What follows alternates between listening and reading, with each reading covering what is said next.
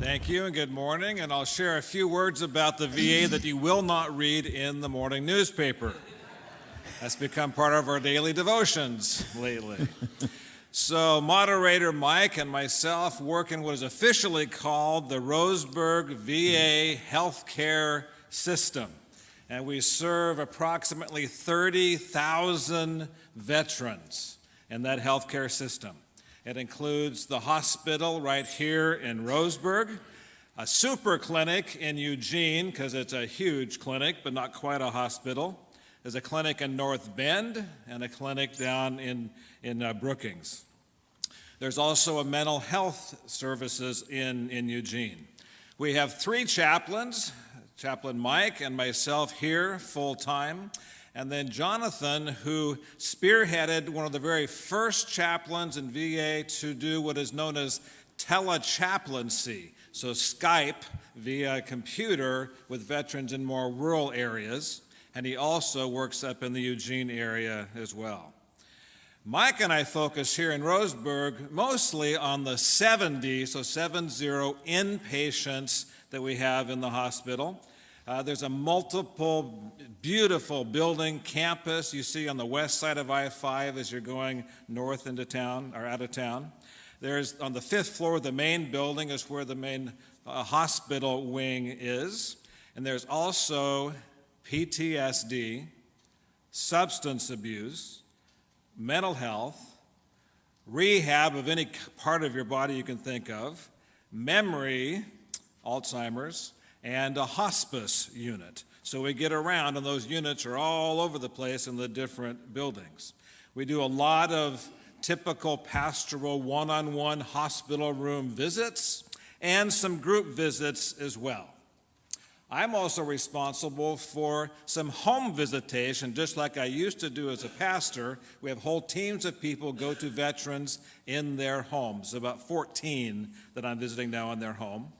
And I also follow up following a death of a veteran with their families for about a year with bereavement follow-up. We have a national cemetery on our grounds, so you can find us 3 or 4 times a month just walking down to the cemetery for a service there.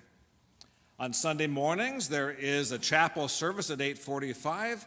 20 to 25 people will come, about half who are current patients, and about half people who used to work there, volunteer there, or for some reason that it just has become their church. I think because you don't have to serve on any committees to be in that as your church. We serve veterans all the way from World War II forward, so Korea, Vietnam, Afghanistan, Iraq, and everything in between. Still mostly men, but an increasing number of women we visit.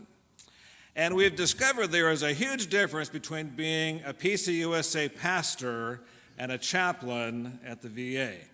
Pastors mostly work with Christians, probably Presbyterian Christians. Churches have a Christian culture. Well, the VA is an incredibly huge bureaucratic organization. And it moves, if you can believe this, even more slowly than the church moves forward. Chaplains are mandated in the handbook, but we cannot in any way, shape, or form proselytize or advocate for one faith group over another group. So it's kind of this fine edge of what we're doing. Those who are of some sort of faith here in Roseburg are almost always Christian. It's rare to have someone as a veteran who has another faith preference. Many that we visit used to be some sort of Christian, have a little bit of some sort of Christian, or are done being Christian, and they're trying to figure out what they are. And actually, those are some of the most fun visits we have with people. We offer spiritual and emotional support and care for everyone, including the staff. That's not officially in our job description, but we do it all the time. We do a whole lot of talking, a whole lot of listening. And I'm going to share one story about one veteran to put a bit of a face on this. One I encountered a while back, I will call him George. I first met him on the 5th floor hospital wing. He soon was transferred down to the hospice unit, severe COPD type issues. And as we got acquainted, he described himself to me as a Latin Catholic, meaning he thought the Mass should still be done in Latin. And he felt that the church left him back in the 60s at Vatican II. So he hasn't been very connected all that time. But facing the end of life, he started thinking about that and realized he might want to reconnect. So I worked through our local Catholic church, through the Eucharistic ministers and the priest, to help get him reconnected to his church. And that indeed is what we did.